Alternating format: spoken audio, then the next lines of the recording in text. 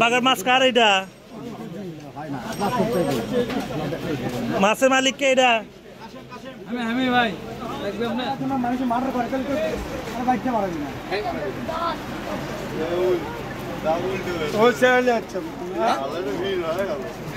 ভাইয়া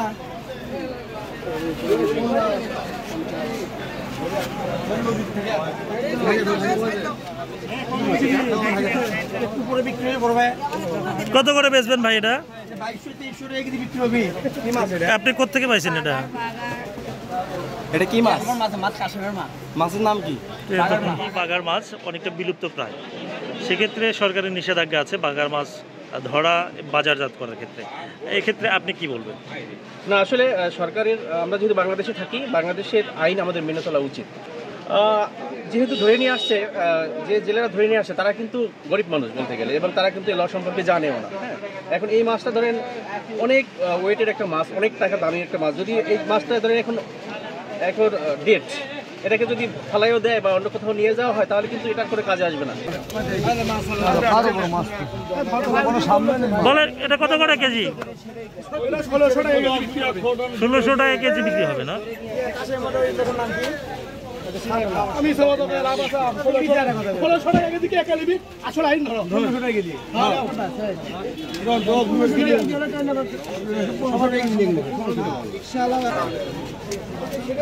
আমরা রাজা আছে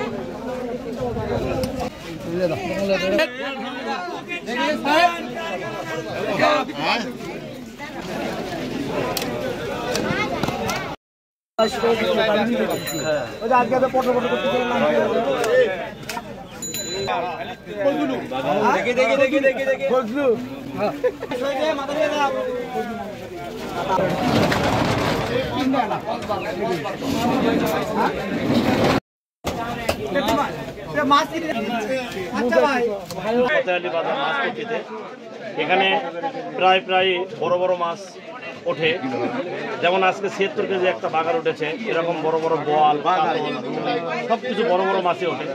এটা আসলে এরা যে কাটে বিক্রি করে, এটা আমাদের মধ্যবিত্ত পরিবারের জন্য অনেক ভালো। এগুলো মাছ একার পক্ষে কেনা সম্ভব না দেখেই কাটে বিক্রি হয়। এগুলো আসলে গরিবের পক্ষে স্বপ্নবিলাসী, যারা আসলে মধ্যবিত্ত বা উচ্চবিত্ত তাদের পক্ষে মাছ কেনা একমাত্র সম্ভব। 1500 থেকে 1600 টাকা কেজি এরকম মাছ কাটে বিক্রি করে। তা আমি মনে করতেছি এটাই আমাদের মধ্যবিত্ত শ্রেণীর লোকের জন্য অনেক ভালো, কারণ একার পক্ষে সম্ভব না। আমরা 1 কেজি 2 কেজি হলেও কিনতে পারবো, আধা কেজি হলেও কিনতে পারবো এবং খেতে পারবো। এটা আমাদের জন্য অনেক ভালো। এটা আমরা নিয়ে যাচ্ছি তাজা মাছ, এখানে নিয়ে আসে ডিসপ্লে দিছিলাম, আজকে সেটা কাটিয়ে দিচ্ছি।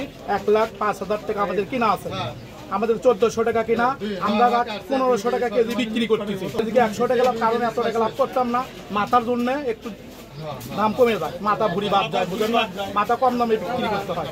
জনগণ এটি মনে করেন হুমড়ি খায় পড়ে গেছে কিছুক্ষণের মধ্যে মাছ শেষ।